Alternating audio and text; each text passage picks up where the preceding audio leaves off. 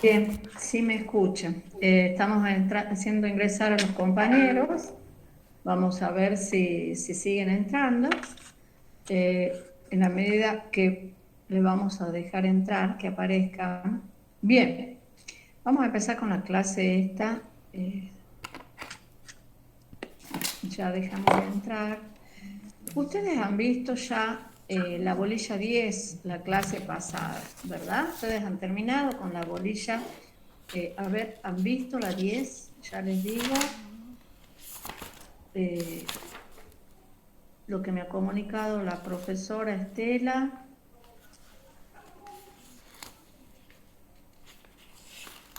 Bien. Bien, terminó la 9. Ella terminó la 9. Nosotros vamos a ver, vamos a empezar la 10. ¿Sí? Es correcto, ustedes han visto negocio jurídico ya. Ahora vamos a ver la parte de familia. La parte de familia, vamos a decir, la unidad temática de familia, abarca 3 bolillas, ¿sí? La bolilla 10, la 11 y la 12. Nosotros ahora vamos a empezar con la bolilla 10, que es el comienzo del derecho de familia, es decir, de la unidad temática de familia. ¿Qué vamos a ver acá? Ahora vamos a compartir unos documentos para que ustedes puedan, o sea, que son PowerPoint, para que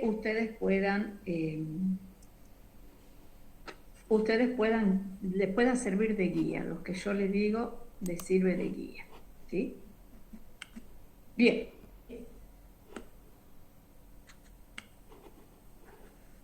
Ya les voy a compartir. Así ustedes, de todos modos, esto siempre les digo, está en el aula, ¿sí? Para que ustedes lo vean. ¿Están viendo esto que yo les estoy compartiendo en la pantalla? No, profe. Aún no. Sí, profesora. Sí, ¿viste? ¿Están viendo lo que les estoy Sí, profe. compartiendo? Un Sí. documento. Sí, profesora. Bueno, vamos a suponer que sí. Bien, en este derecho de familia, como les estaba diciendo, tenemos digamos, 3 puntos, 3 patas, diríamos así, para el derecho de familia, para ver en el derecho de familia, ¿sí? ¿Cuáles son estas 3 patas del parentesco, del derecho de familia? Es el parentesco, la patria potestad y el matrimonio. Es decir, esta parte del derecho de familia se asienta sobre estas unidades. Lo que es parentesco, dentro del parentesco vamos a ver lo que es la patria potestad y el matrimonio como institución del derecho romano. Bien, para empezar, como esta es la unidad temática de familia, vamos a hablar del concepto de familia en el derecho romano. ¿Qué es esta familia en Roma? En Roma no era lo mismo, en Roma no era el mismo concepto que nosotros tenemos ahora de derecho, de familia. Hoy, si nosotros decimos, ¿qué es la familia? Vamos a decir, bueno, la familia es el grupo de personas bueno, que se encuentran unidas por algún lazo, que puede ser de sangre, puede ser un lazo afectivo, incluso no hace falta que sea un lazo de sangre hoy, sino que podrían vivir amigos juntos y ser una familia, podrían vivir personas que no están unidas por lazo de familia y sin embargo son considerados familia. En Roma la familia tenía 2 acepciones, ¿sí? Vamos a ver, o sea, por eso decimos, acá les pongo en el documento, hay una concepción romana de la familia, que ya la vamos a ver, y es diferente de la familia moderna. En Roma había 2 tipos de familia. Un concepto de familia amplio, que se llamaba la familia proprio iure, era la familia propiamente dicha en Roma, ¿sí? cuya característica fundamental era que todos los miembros de la familia estaban sometidos a una misma autoridad. Cuidado que decimos a una misma autoridad, y no estamos diciendo a la autoridad del padre de la familia, no. Fíjense que no, acá no vamos a identificar autoridad con el padre. No confundamos eso, ¿sí? Entonces, lo primero entonces que vamos a ver es el concepto de la familia proprio iure. Dijimos, para los que no han escuchado, que es la característica fundamental de esta familia proprio iure es el sometimiento de todos los miembros de este grupo a una misma autoridad. En este grupo hay miembros que están por debajo de una autoridad, es decir, esta autoridad la vamos a llamar pater familia, que no debe ser identificado con padre de familia, no necesariamente es el pater, digamos, el pater familia no es el padre necesariamente, puede coincidir, pero es posible que no, ¿sí? ¿Por qué? Porque el pater familia, que va a ser esta autoridad de que les habla el concepto, el pater familia va a ser esta autoridad, va a ser el único que no va a estar sujeto a la autoridad de nadie, va a ser él mismo la autoridad dentro del grupo, ¿sí? Entonces, este autoridad, hemos dicho, se va a llamar pater familia. Debajo de la autoridad del pater familia están el resto de los miembros de la familia. Y a esto se los va a llamar filifamilias. Entonces, por un lado está el pater familia, que es la autoridad del grupo, y por el otro lado van a estar los filis familias, que son todos los miembros que están debajo de la autoridad del pater. Entonces, este es el concepto de la familia proprio iure, que es la familia típicamente romana. Esta es la familia que había en Roma, es decir, esto es lo que era considerado familia en Roma. Y ya vamos a ver que en esta familia podía haber distintas personas. Ya lo vamos a ver. Ahora vemos el concepto. Entonces, este concepto, una autoridad que es el pater familia y todo el resto del grupo que se llama filifamilia está por debajo de la autoridad del pater. ¿Qué ocurría a la muerte de este pater familia? A la muerte del pater familia, que era uno, esta familia se escindía en distintas familias, tantas como hijos varones tuviera el pater familia. Es decir, a la muerte de esta autoridad, si había hijos varones, estos hijos varones iban a formar cada uno una familia proprio iure, si había hijos varones, ¿sí?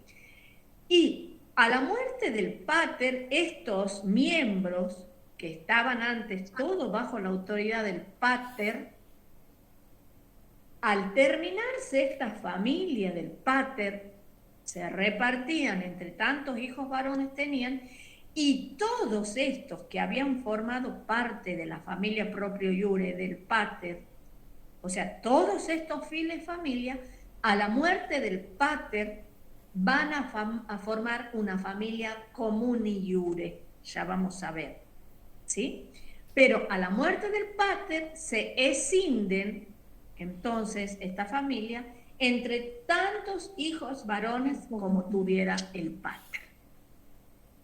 Esta es la característica primordial de la familia proprio iure. Y era la familia, les repito, típicamente romana, ¿sí? La familia importante en Roma, la familia era una célula muy importante, porque había un jefe, esta autoridad, que era el dueño de todos los bienes, era el que mandaba, era el que estaba libre de toda otra autoridad, ¿sí? Ustedes ya han visto los estatus, y este es el único que tenía el estatus sui iuris. Todos los demás tenían, no eran sui iuris, sino que eran alieni iuris, que ustedes ya vieron en la bolilla 8, ¿sí? Entonces, esta era la familia proprio iure. Además de la familia proprio iure, ya recibo a alguien más. Además de la familia proprio iure, se encontraba la familia natural o cognaticia, la familia comuni iure. Esta familia tenía un lazo, en la familia proprio iure el lazo era civil, ya lo vamos a ver, lo vamos a analizar. Acá el lazo de la familia natural o cognaticia era un vínculo sanguíneo, la formaban a la familia natural o cognaticia todas las personas ligadas por un lazo de sangre, todas aquellas personas vinculadas por un lazo sanguíneo formaban la familia natural o cognaticia, ¿sí?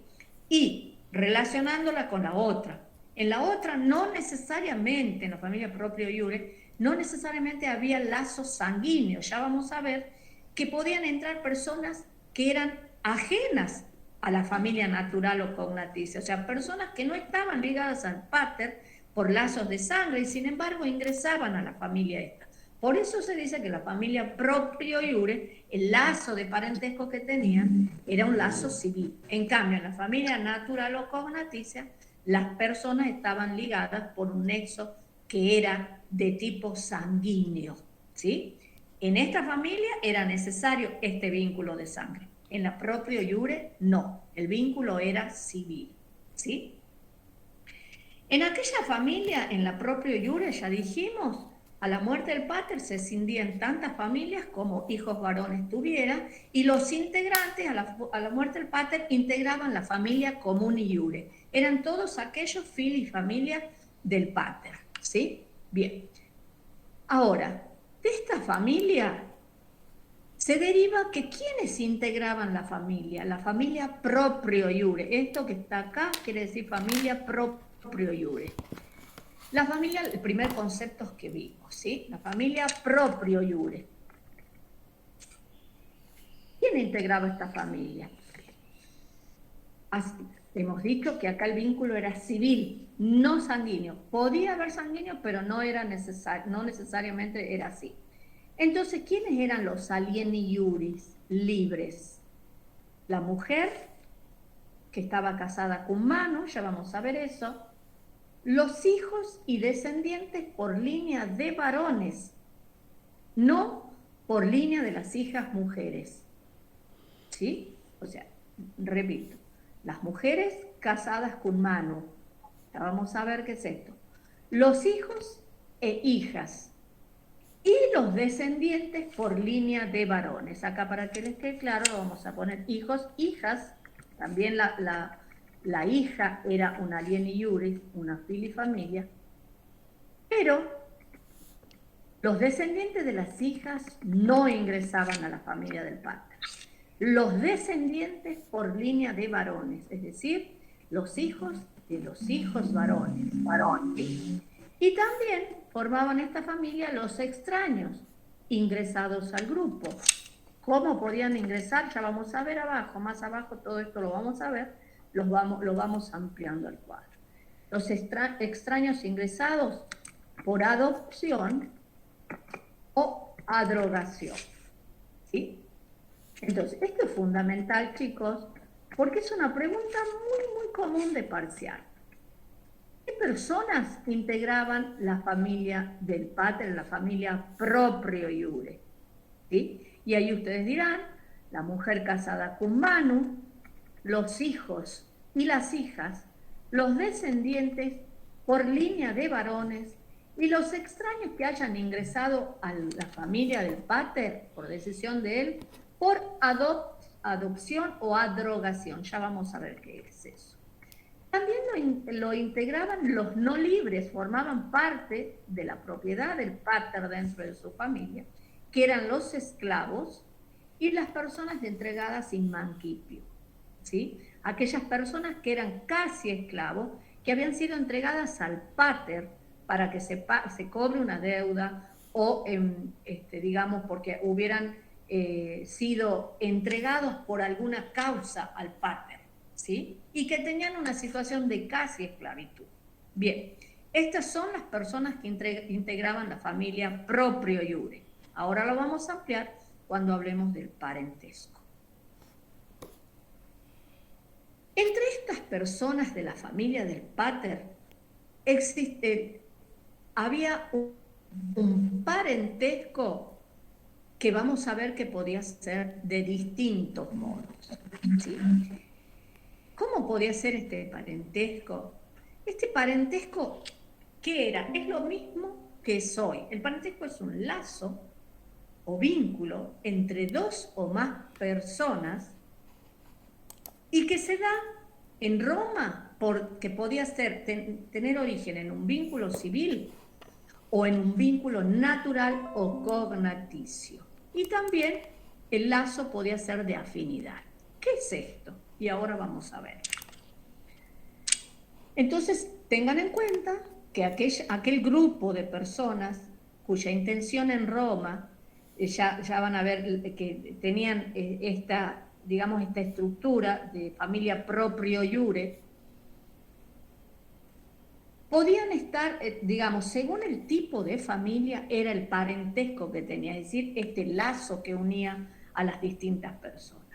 Y así este lazo, ya dijimos, en la familia proprio iure, la familia tenía, esto vamos a poner en la familia proprio iure, un lazo de tipo civil, legal. La ley lo prescribía, lo imponía a este vínculo. Era civil, no era natural. Estos son los vínculos que vimos, ya los vamos a analizar abajo. Pero este es el vínculo, digamos, que crea la ley en Roma y era el vínculo que predominaba, el vínculo más importante era el vínculo agnaticio, el parentesco por agnación. Después del parentesco por agnación estaba el parentesco natural o cognaticio. Natural, si es natural, ¿en qué se basa el parentesco? Si se basa en la naturaleza, a ver, ¿en qué se basa? A ver, alguien que conteste en el chat. ¿En qué se basa si es si el vínculo es natural? ¿Cuál es la naturaleza? Un vínculo de la naturaleza. ¿Cuál puede ser? ¿Cuál es? De sangre.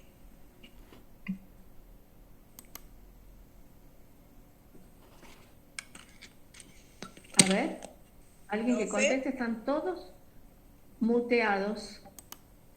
Profe. ¿Vínculos de sangre? De sangre.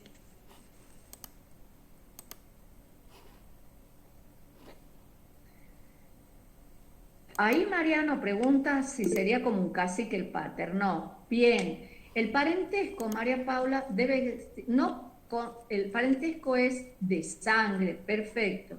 Así es, María Teresa, muy bien, María Paula, muy bien.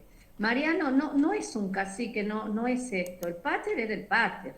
Y ya el pater tenía, ya vamos a ver los poderes que tenía el pater, ya lo vamos a aclarar, ¿sí? Pero bien, eso es lo que quería que conteste. Si es natural, es de sangre, y ese era cognaticio, ¿sí?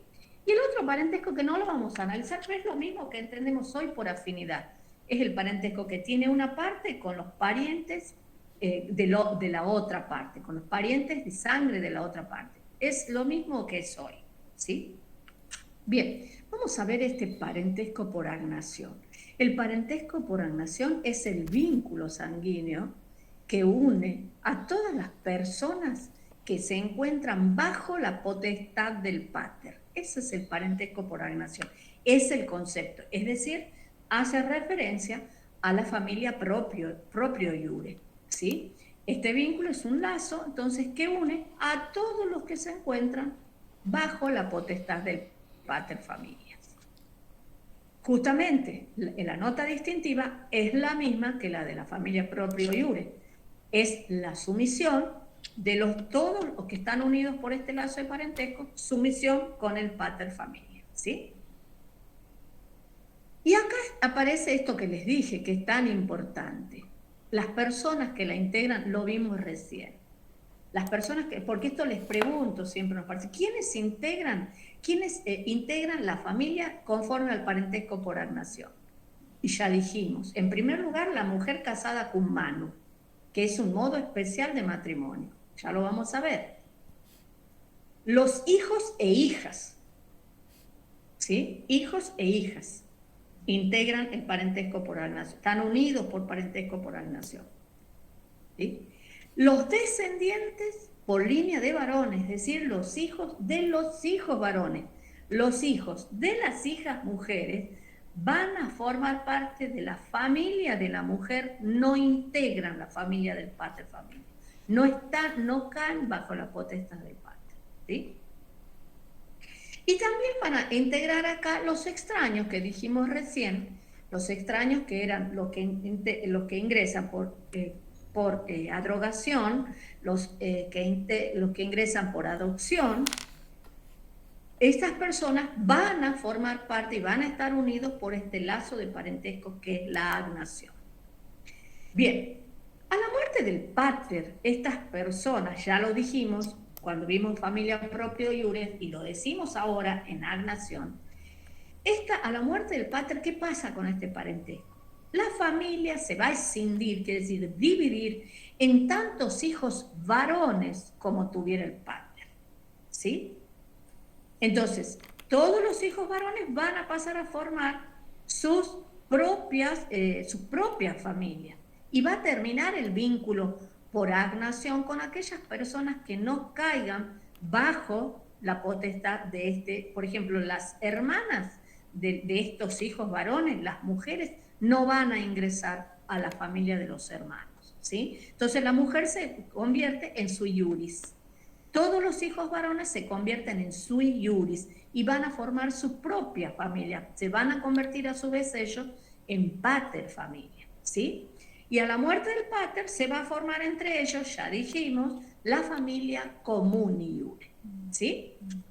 Bien, ese es el parentesco civil o por agnación. El parentesco por cognación, ya dijimos, es el que se da, es el vínculo que une a todas aquellas personas que descienden unos de otros o de un autor común. Quiere decir que es el vínculo de sangre, aquellos que descienden unos de otros.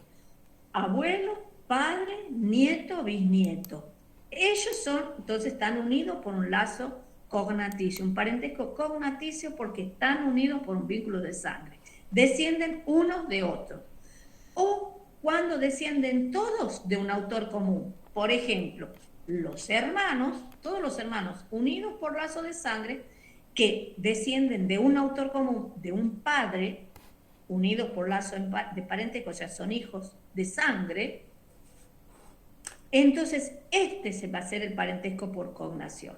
El que tienen todos los hermanos, porque son los que descienden de un autor común. Y también el parentesco que tienen, todos los que descienden unos de otros.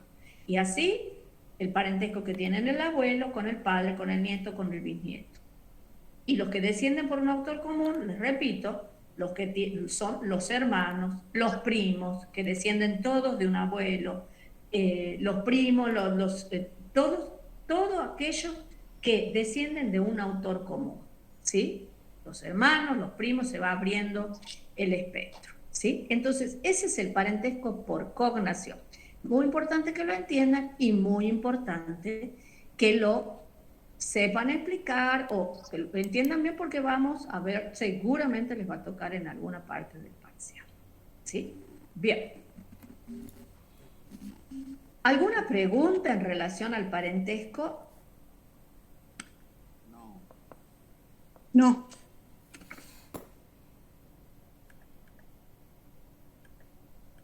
¿No? Bien. Continuamos entonces, es fácil, ¿sí? Bien, gracias Fabricio por contestar. ¿Está claro hasta acá? Tienen dos conceptos de familia y dos conceptos de parentesco que se relacionan, ¿sí? Ya han visto ustedes. ¿A qué me refería yo cuando decía que no es igual que la familia? ¿Cuál de estas dos? ¿La familia proprio iure o la familia común iure? ¿Cuál es? Bien, Fabricio, gracias. ¿Cuál es la que se parece a nuestra familia actual? ¿La familia proprio iure o la familia común iure? A ver, les doy esa pregunta. La familia común iure. es lo que yo les he explicado. Perfecto, María Paula. Perfecto, así es. ¿Coincide el resto? ¿Y entiende por qué? Bien, nuestra familia, por eso les decía yo que la familia más importante de Roma, que es la familia proprio iure, no se parece a la nuestra. La que se parece a la nuestra es la familia comuni iure. Comuni iure. Bueno, así como lo ha contestado María Paula. Ahora, les pregunto, de estos dos parentescos, el agnaticio, ya estamos hablando de parentesco, no de familia, de agnaticio o cognaticio, ¿cuál se parece más a nuestro parentesco?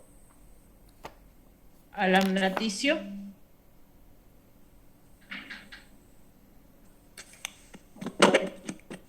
¿Cuál se parece a nuestro parentesco? Cognación. Bien, esa es la pregunta, ese es el razonamiento. Nuestro parentesco, el que tenemos nosotros, el que conocemos nosotros, se parece más al cognaticio. El agnaticio no. Bien. Bien, Mariano, Mariana, Fabricio, María Paula, todo lo que contesten es válido, ¿sí? Porque yo quiero que reconozcan las diferencias de lo que estamos estudiando, ¿sí? Bien, entonces nos hemos ubicado bien. Ahora, continuamos entonces con lo que es patria potestad. Ya estamos en la familia, ya vimos familia, vimos parentesco y vemos la patria potestad. ¿Qué es esta patria potestad? La patria potestad es el poder que ejercía el pater familia. Esperen que voy a enchufar la computadora. Porque se me acaba la batería, ya está.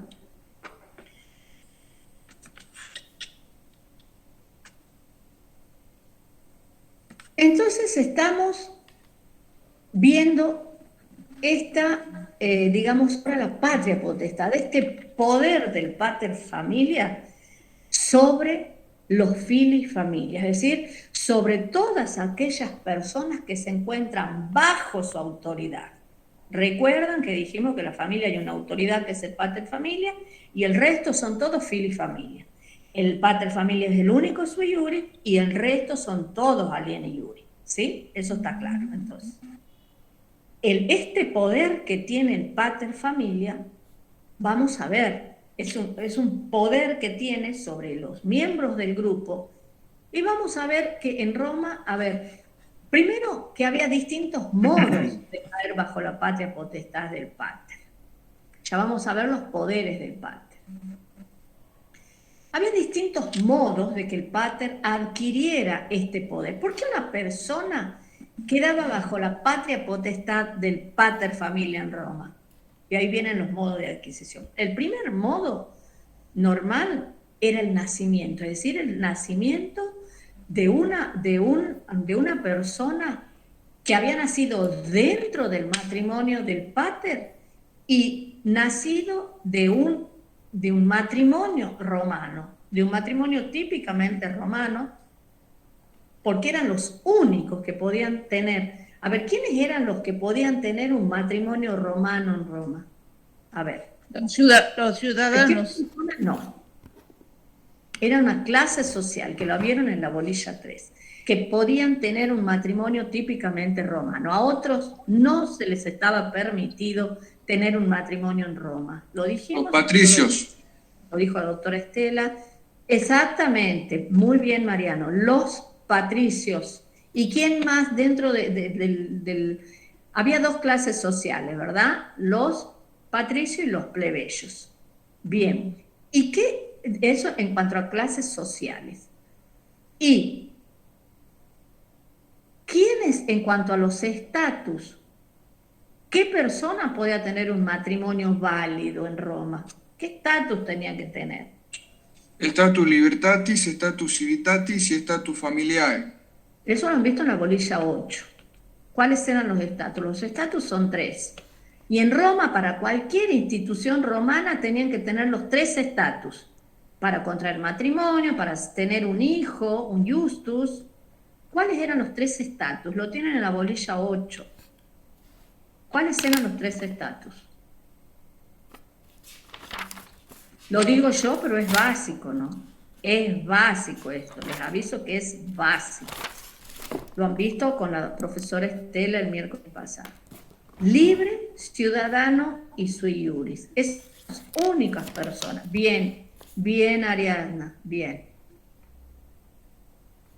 No, Noelia, no solo los esclavos no podían los plebeyos, no podían los peregrinos, no podían los extranjeros, solo los libres, ciudadanos y sui iuris. Ariadna, sui iuris, porque el estatus familiar son 2, o es sui iuris o es alieni iuris. Lo único eran los sui iuris, ¿sí? Bien, Noelia. Ahora, bueno, entonces vamos aclarando esto, yo quiero que vayan teniendo en cuenta esto, necesitan reforzar. Bien, entonces, el nacimiento era un modo normal de adquirir la patria potestad por el pater. Pero este nacimiento, cualquier hijo que nacía del pater entraba bajo su potestad, no. Tenía que ser solamente que fuera un justus. Un justus era un nacido que había nacido dentro del matrimonio romano, es decir, que había sido concebido dentro del matrimonio romano. Y le caben las mismas presunciones que tenemos hoy en el código que teníamos, en el Código Civil de las presunciones. Que se considera nacido dentro del matrimonio, el que hubiera nacido dentro de los 300 días de su celebración y dentro de antes de los 180 días de su disolución. Entonces, este era el justus. Entonces, este justus nacido bajo un matrimonio romano, es decir, que fuera libre, ciudadano y sui iuris, el padre y madre, entonces ahí este hijo entraba bajo la potestad del pater. Porque si el pater no contraía un matrimonio romano, vamos a ver, podía entrar en un concubinato y tenía un hijo, este hijo no caía bajo su potestad. Está claro entonces, ¿no? Porque les voy a repetir hasta el cansancio, lo van a ver en contratos, en obligaciones, para poder celebrar un contrato válido en Roma, para poder contraer matrimonio en Roma, para poder tener un hijo que caiga bajo la potestad en Roma, tenía que tenerse los 3 estatus. Bien. Otro modo de adquirir la patria potestad, que sobre todo se dio en las épocas ya de los emperadores católicos, Constantino, ustedes recuerden que eso, Constantino por el célebre edicto de Milán, eso también es tema de parcial, que declara el cristianismo como religión oficial del imperio y va a perseguir a todos los herejes y a todos los que no fueran de esta religión.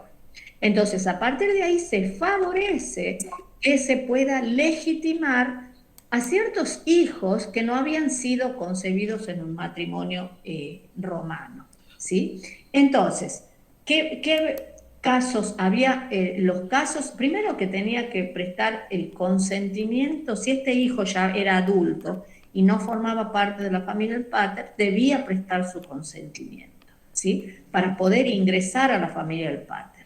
También debía hacerse por una especial modo para ingresar a la familia del pater quien no era un justus, ¿sí?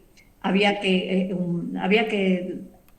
digamos, llevar a cabo distintos tipos de ceremonias para que ustedes veanlo, son ceremonias simples. Uno podía ser que el hijo que quería ingresar a la familia del pater se contrajera matrimonio con matrimonio romano, que ingresara como decurión a la clase de los militares en Roma, ¿sí? Por subsiguiente matrimonio también se legitimaba, o sea, cuando se habilitaba que el pater que quería hacer ingresar al hijo contrajera matrimonio para poder hacer ingresar al hijo a su familia, bajo su potestad. La adopción tenía lugar cuando el padre hacía ingresar, y estos son los extraños que vimos recién que formaban parte de la familia proprio iure. Estos son los 2 extraños, la adopción o la drogación. por la adoptio, el pater hacía ingresar a su familia a una persona que era alieni iuris, es decir, que estaba bajo la potestad de otro padre. Este pasaba a formar parte de la familia del pater, es decir, un alieni iuris de otra familia pasaba bajo la potestad de este pater familia. El que pasaba era un alieni iuris, ¿sí? Y seguía siendo alieni iuris. Eso en la adoptio.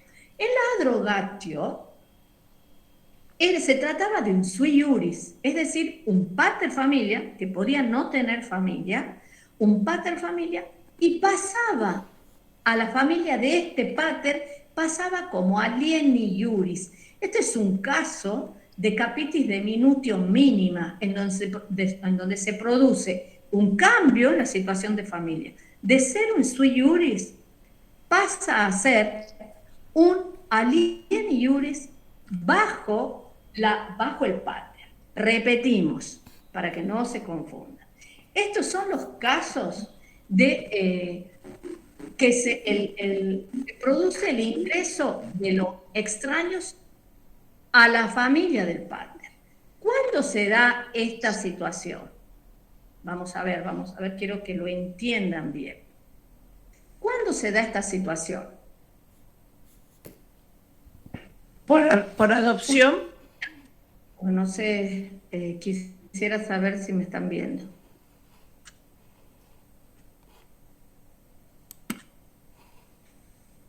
¿Me están viendo? Sí, sí me están viendo. Bien. Esta es el caso en donde se ingresaban los extraños que iban a formar parte de la familia proprio iure del pater. Entonces, ¿cuáles son? Dos.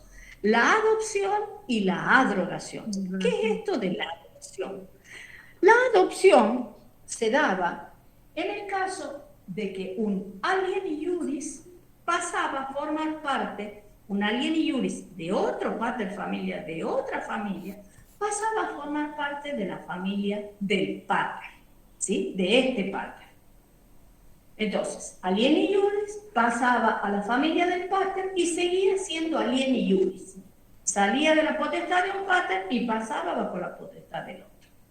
En otro caso, la adrogación se daba cuando era un sui iuris, es decir, alguien que no estaba bajo la potestad de este pater, pasaba a formar parte de la familia del pater y entonces, de ser alieni iuris, caía su capacidad y pasaba a ser alieni iuris.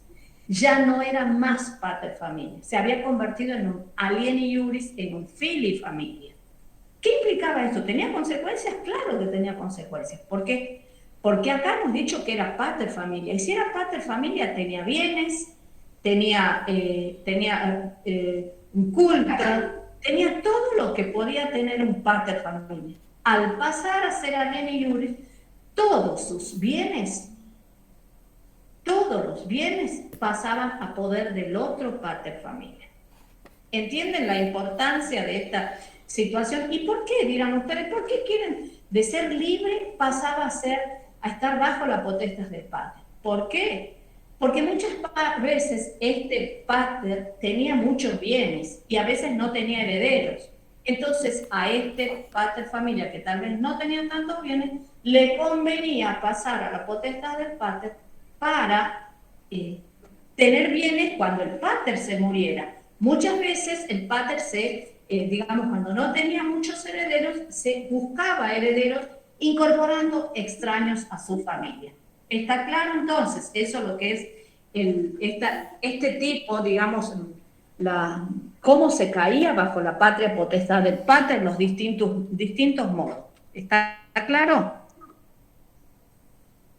Bien.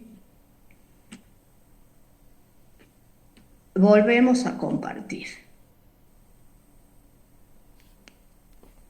Bien. Entonces, este pater familia podía tener distintos poderes dentro de su familia. ¿Cuáles eran los poderes? La patria potestad, esta que vimos, que se ejercía sobre los hijos e hijas. ¿Sí? Hijos e hijas. Y sobre los descendientes de los hijos varones.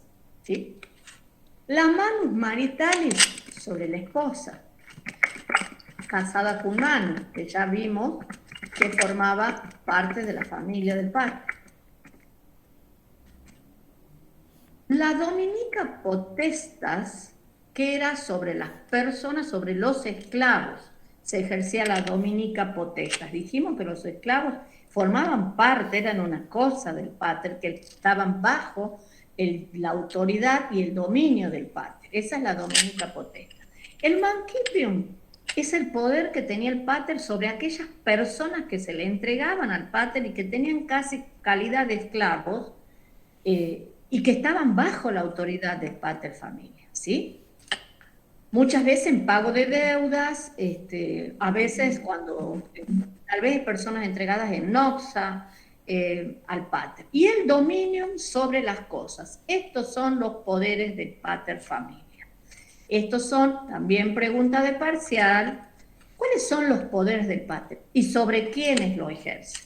Entonces la respuesta es, la patria potestad sobre los hijos e hijas. La mano y sobre las hijas e hijas, y también sobre las personas que ingresan por adopción y adrogación. También ejerce la patria potestad. ¿Sí? La manus maritales sobre la esposa casada con mano. La dominica potestas sobre los esclavos. El mancipium sobre las personas entregadas al pater y que eran casi esclavos. Y el dominium sobre las cosas. ¿Sí? Bien. Este pater familia era el único que era propietario de los bienes. ¿Sí? En los bienes, el único que adquiría bienes era el pater. Y los hijos adquirían bienes, la esposa adquiría bienes, las personas, los adoptados y adrogados adquirían bienes. No, todos adquirían bienes para el pater familia. El pater era el único que adquiría los bienes. No había otra persona dentro de la familia que pudiera ser titular de bienes. No, el pater es el único. ¿Sí? Entonces, para morigerar esta situación que tenían los hijos y los extraños que ingresaban al grupo, que no tenían bienes y solo eran elementos de adquisición del pater, se comenzó a morigerar esta situación y se les entregaba un peculio a las distintas, digamos, a estas personas, que era una masa de bienes para que los administraran, ¿sí? Para que trabajaran con estos bienes y lo administraran, pero con la consigna de que todo lo que se adquiría era para el pater, no para ellos, ¿sí? Por eso es importante el régimen jurídico en cada caso. Y aquí vamos a ver, hay distintos tipos de peculio, ¿sí? Así van a ver que hay los peculios en donde el programa les habla de todos los peculios, que donde nos interesa el distinto régimen jurídico, ¿sí? Hay el peculio típico es el peculio que se le entrega al hijo o al esclavo para que administre, y en donde el régimen jurídico, ¿cuál es? ¿Quién tiene la propiedad y quién tiene la administración? El régimen jurídico del principal peculio que tiene, digamos, el que se le entrega al hijo o al esclavo, la propiedad la tenía el pater.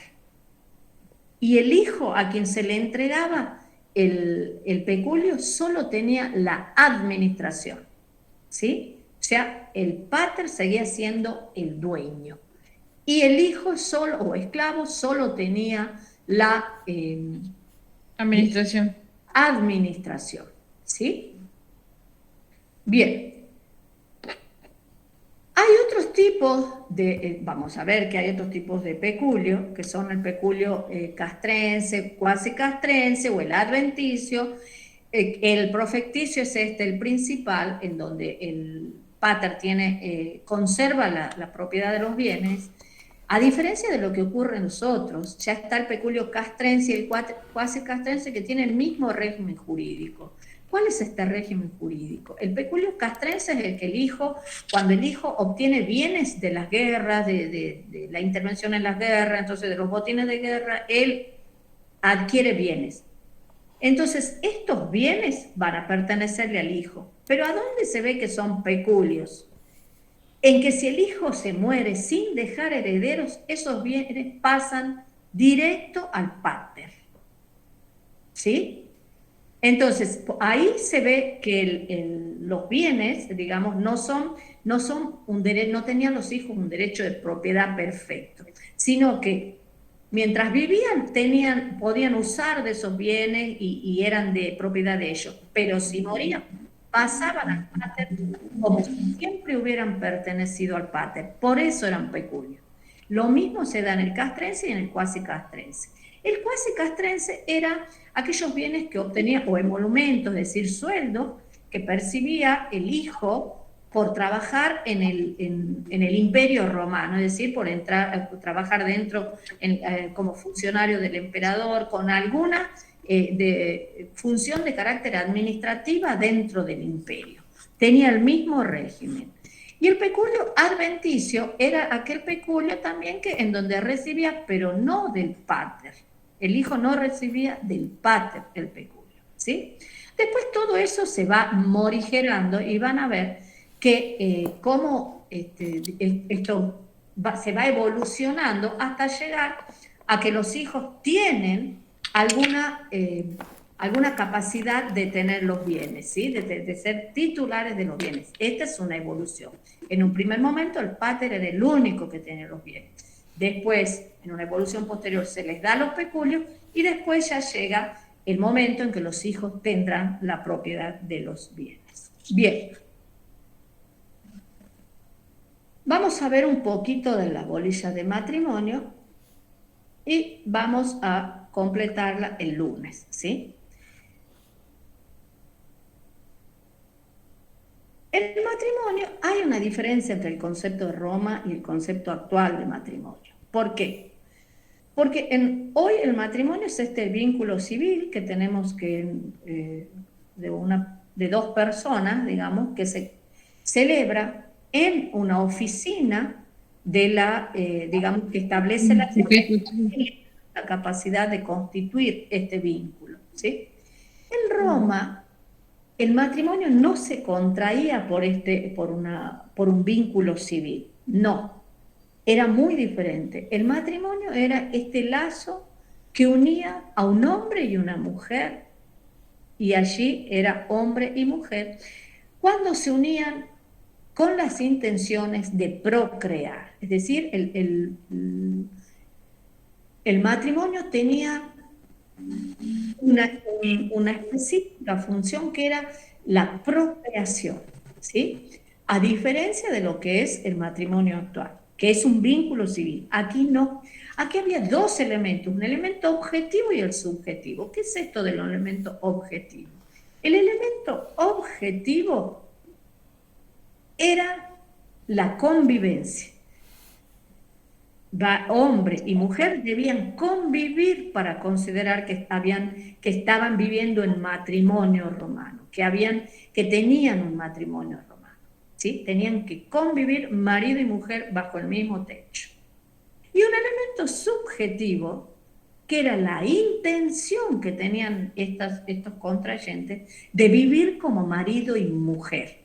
Es decir, había este elemento objetivo, la convivencia, el elemento subjetivo era la intención de vivir como marido y mujer, ¿sí? Entonces el objetivo era la convivencia y el subjetivo era la intención de los contrayentes de vivir como marido y mujer. Doctora, perdón. No había matrimonio romano.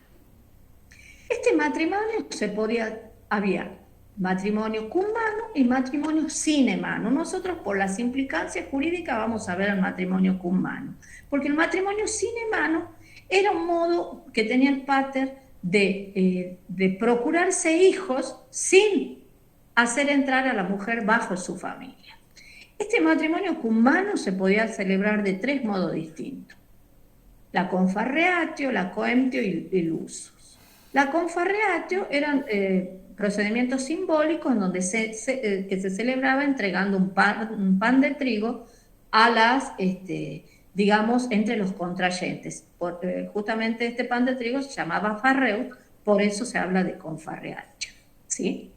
Entonces, una vez que se celebraba esta ceremonia, la mujer pasaba bajo la manus del pater, pasaba a formar parte de la familia del pater y estaba bajo la autoridad del pater. La coemptio era un modo que era una autoventa, la mujer se autovendía al marido, pero no como esclavo, sino con causa de matrimonio, es decir, se autovendía como esposa, era otro modo de celebración. Y el otro modo era el usus. El usus era, digamos, como estar marido y mujer durante un determinado tiempo conviviendo. Entonces, después de determinado tiempo, que era un año, los contrayentes quedaban unidos en matrimonio cumano. Eso era el usus. Si la mujer no quería, o si alguno de ellos no quería adquirir la manus, interrumpía esta convivencia durante 3 días. Una vez que interrumpía la convivencia, durante estos 3 días, allí se reanudaba la cuenta del plazo. Bien, la próxima clase vamos a terminar con el matrimonio y vamos a ver ya la bolilla de representación de incapaces, que eso lo vamos a ver presencial, y además vamos a hacer, como hacemos siempre, un repaso de estas clases, ¿sí? De esta clase de hoy. Bien, ¿tienen alguna pregunta, consulta sobre esto? No, doctora, de mi parte no. Bien, Fabricio, gracias. Bien, bueno, gracias, María Paula. De todos modos, el lunes vamos a hacer un pequeño repaso de esto. A mí siempre me gusta repasar esto. Bien, María Teresa. Yo siempre en las clases hacemos un repaso de lo que vemos la clase anterior, porque a ustedes les sirve cada clase, van repasando, van viendo los power y así les va quedando. El parcial va a ser el lunes 16 de mayo, ¿sí? Yo más o menos, que es el concepto, a ver, Ariadna, bien, el concepto de agnación, de parentesco por agnación, eso querés, Ariadna, bien. El concepto de parentesco por agnación es el vínculo civil que une a todas las personas que se encuentran bajo la potestad del pater en la familia proprio iure. ¿Entendés, Ariadna? Es el lazo, vínculo. De todos modos, los conceptos, chicos, están en el libro. Si por ahí se han quedado, no lo han podido copiar, los conceptos están en el libro. Pero acá te repito, Ariadna, es este el concepto, ¿sí? El lazo que une al pater familia con todas las personas que forman parte de su familia propio iure, y el lazo que une a todas estas personas entre sí. Bien, el lunes vamos a repasar esto. El parcial era el 16 de mayo, ya les dije. Vamos a ir, no va la bolilla 13, vamos a dar probablemente la 14, porque no es que no va en este parcial procedimiento, ¿sí?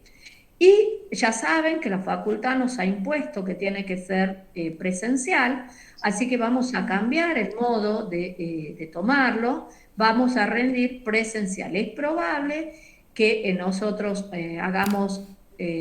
vamos a pedir confirmación de cuántos son los que van a rendir, porque vamos a sacar fotocopias y después cada uno va a pagar su fotocopia, ¿sí? Así que capaz que, no sé, tendrán que llevar 20, 30 pesos, no sé, lo que cueste cada uno de los exámenes, porque son muchos, y por eso vamos a ver cuándo van a rendir, o sea, ya sabemos cuándo, el 16 de mayo, y ya saben la modalidad. Vayan estudiando, traten de ir a la par de las clases para que no les cueste mucho, ¿sí? ¿Alguna otra cosita, chicos, o podemos terminar? Doctora, disculpe. De nada, Macarena. En la parte Bueno, de Valentín. Noelia, va a ser de todo, va a ser como era en el campus. En el campus no todo, capaz que hay un múltiple choice, pero hay muchas alternativas. Hay de todo, como están preguntando si es múltiple choice. Es escrito, Profesora, pero van a perdón. tener, no es múltiple, o sea, la opción múltiple no es la única, hay mucho, es como el aula, ¿sí? Que hay de todo, más un caso práctico seguramente, que vamos a ver en estas clases un caso práctico. El horario es en el Doctora. horario. Profesora, Sí, ¿en qué horario porque sería? el horario, tiene que ser a las 16 horas. Bien, El parcial, gracias. sí, el parcial. Si alguien quiere rendir oral, ese día se prepara y lo rinde, no hay ningún problema. Sí, sí, Andrea, si Doctora. necesitas rendir oral, decís yo quiero rendir oral y rendí ese día. Y te Doctora. damos un hoja y vos ahí vas contestando los puntos de eso oralmente. Sí, por supuesto. Por nada, Andrea. Doctora. Hasta luego, Doctora. Josefina. Bueno, chicos, nos vemos el lunes, si Dios quiere. ¿Sí? Ha sido un Doctor. placer y gracias por esperarme. Doctora, ¿Sí? ¿me escucha? Gracias, doctora. Hasta luego. Chao, hasta luego, doctora. Y el lunes nos vemos y repasamos esto. Muy bien, Hilda. Muchas Hasta gracias, luego. doctora. Chao, Hasta María luego. Paula. Chao, Patricia. Voy a salir. Chao. Chao, hasta luego. Hasta la